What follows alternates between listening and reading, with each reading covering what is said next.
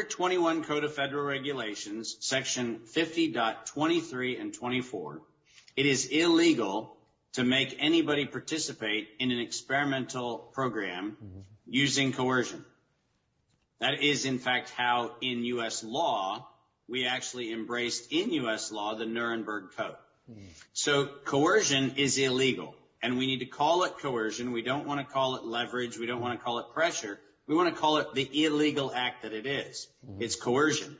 And that becomes important because under 18 U.S. Code, section 2331, and then subsection 802, inside of the definition of domestic terrorism is any time a U.S. citizen or a government in the U.S. is forced to do something that it would not otherwise do. That's also not only coercion, but domestic terrorism.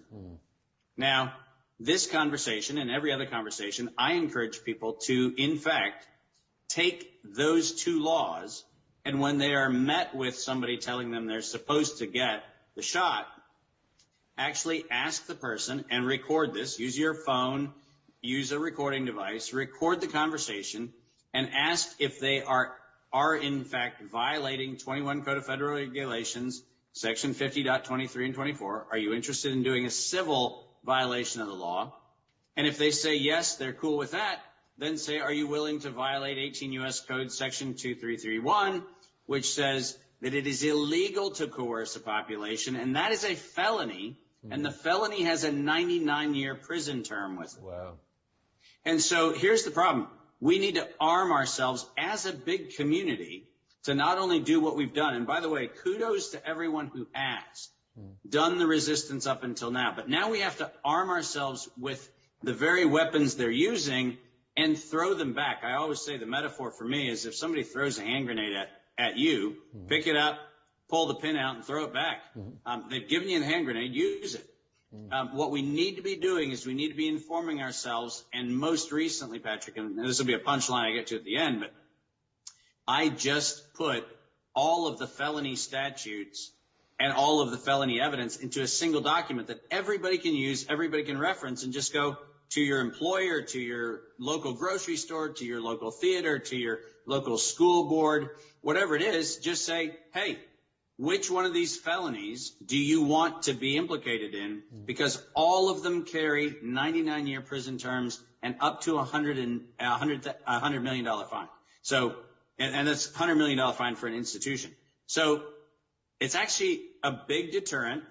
And as we have been manipulated and coerced as a population, we now need to actually take the offensive position and say, stand up, be informed, and provide the 8 felony counts that you can ask any employer, any business, anybody who's trying to push the mandate, which one of these felonies do you want to now be liable for? That's brilliant. And I like the idea of going on the offense. You know, I mentioned earlier, I think our last line of defense, or one of our last line of defense, are going to be the courts. You know, we got to get away from the executive branch. You know, we're very dysfunctional in our legislative branch. But the courts, you know, shooting down the mandate, you know, the Biden mandates, et cetera, I think they are our last line of defense. I'm always, you see me smile or kind of chuckle as you're quoting line and verse on these statutes. You know, it's like how you have all this stuff in your brain is amazing to me. Is there a way that people can get access to the documents you described? Well, there you go. I feel like I just entrapped you because I told you there is a thing.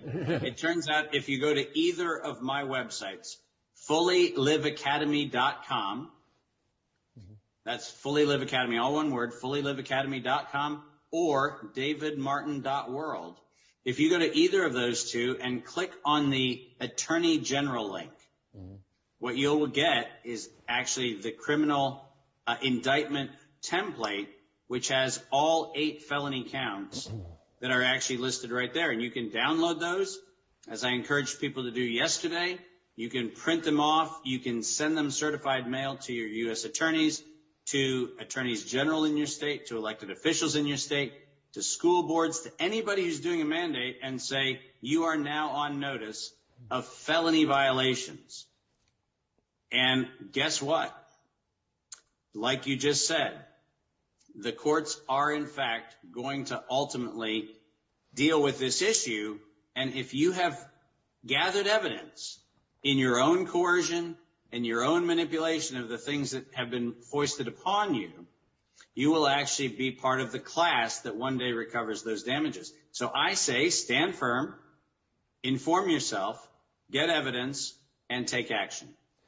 I love it. And